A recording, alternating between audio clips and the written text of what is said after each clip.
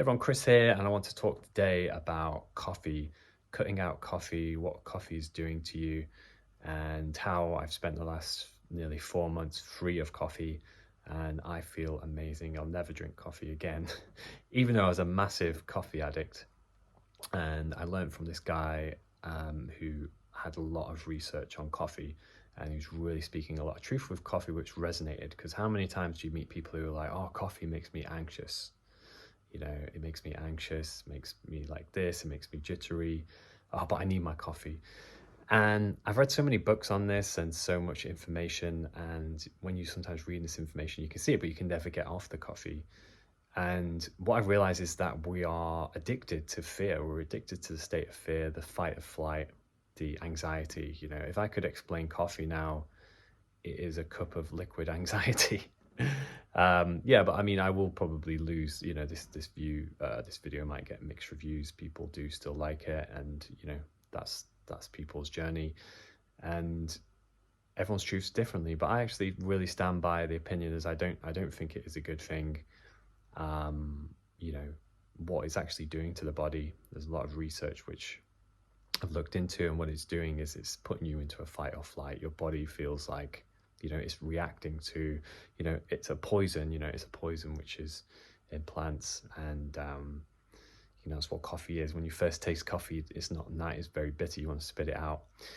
And yeah, I think generally it puts me in a bit of a low mood. Maybe there's coffee like organic coffee, which might be a bit different.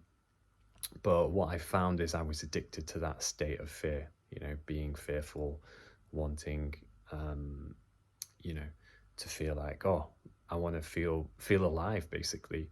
And quitting coffee is very difficult. Within a week, I think for a week, I kind of lost all motivation. I didn't get any work done, so it was hard to go through that. And also, I remember every time I quit coffee for a day, it's just the worst day ever. Which again is withdrawals of coming off a drug, and coffee is a drug, and it's very hard to let go through, and you're going through the pain. And once you get back to it, you do change. It's some amazing things, maybe some benefits I can share, which I really think if I wasn't on coffee, I wouldn't have done this, and that's really scale my business and get people helping me out in different areas. I feel like it allows you to see the bigger picture. Coffee just allows you just to focus on, the menial tasks. This guy, Jason, I like, and it's so true, because the last job I worked at, I would drink coffee. And when I did come off coffee, I actually realized how much I didn't like my job. And the truth is, when you come off coffee, you begin to see how much you don't. Maybe it's boring, you're going through the day-to-day grind, how much you don't like your life. If you're every day waking up like I am in London, and as I was at the time, just getting a coffee, just trying to get by, you begin to see, that's probably a life you don't enjoy. If it's like, if you take away coffee, I'm not going to enjoy my life, then that's a sign that you're addicted. I think everything in your life, you should be able to strip out something one by one, unless it's something like healthy food or nature or something like that, which obviously sounds quite silly to remove that, because we obviously know these things are good for us. So that's how much, yeah, it's changed. And yeah, I sleep a lot better, remember your dreams. I think it was like a suppressant of my dreams, drinking coffee. And so it was good to get back to, and also just sleeping better. So as an experiment, I did reintroduce coffee a couple of weeks ago, and I had so much, I was literally shaking. I had so much fear and anxiety. I was worrying about everything. I was in fight or flight, and I was even doing that through text. I was getting paranoid about a couple of people I was texting, imagining worst case scenarios, and really addicted to technology as well.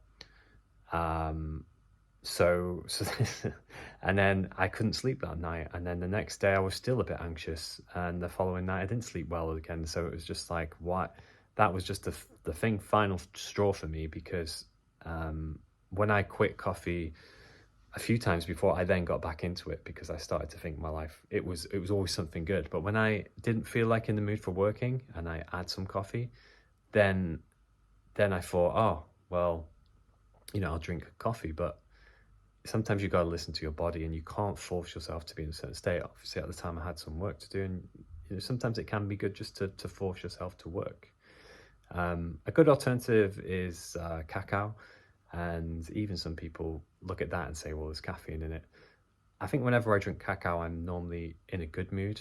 I don't think it's good to probably drink it every single day, and you want to kind of have an intention. It can be, yeah, I mean, I got some organic stuff from the Amazon. But again, you just be aware of you don't become addicted to that, because I've done that before and I become a bit addicted to it. But I like drinking it now and again, and it keeps me in a good mood, and you can sort of use that to your advantage. But I would sometimes say it's good just to stay clear of all those kind of stimulants for a while. But yeah, that's pretty much my video on caffeine, and I've found the results truly really beneficial. And if you are sticking at it, it's important to remove it. And this guy I'm following, he sort of says it's a mind control drug. Basically, why we're being fed it from the powers that be, and it's massively promoted. It's everywhere. Everywhere's drinking it. It is like a mind control drug. That, and as with alcohol, these are drugs, and tobacco. You have to sort of see that these are all drugs, and it's kind of being a drug addict. As I put in my video, I do promote the use of things like ayahuasca and bufo and psilocybin in sort of like a safe environment as a healing drug, not something to just take regularly.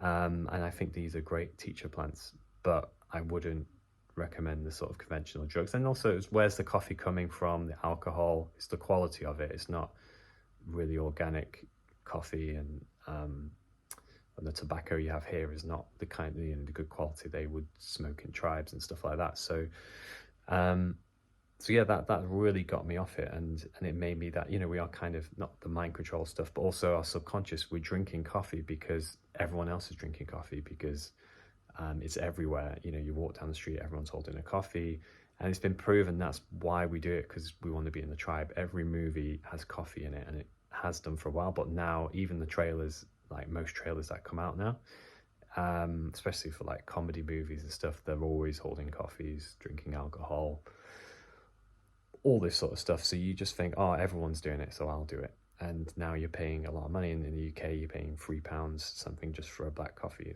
or Americano. It's a good way to save some money as well. So this is my video on caffeine and coming off caffeine. I can say I've come off it. I'll never drink caffeine again.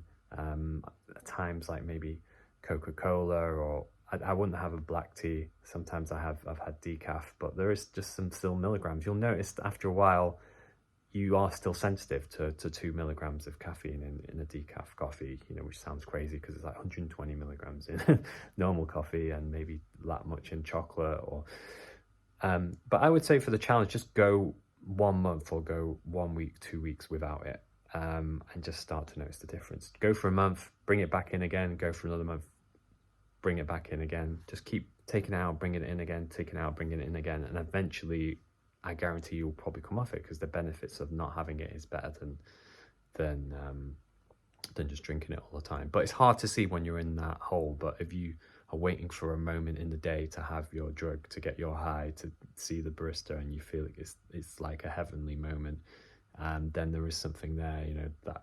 heavenly moment should be in every moment, and just at any time joy can be sparked. It shouldn't be with an external liquid drink which you give to yourself. So yeah, I thought I'd share with this, and I hope to see you guys soon.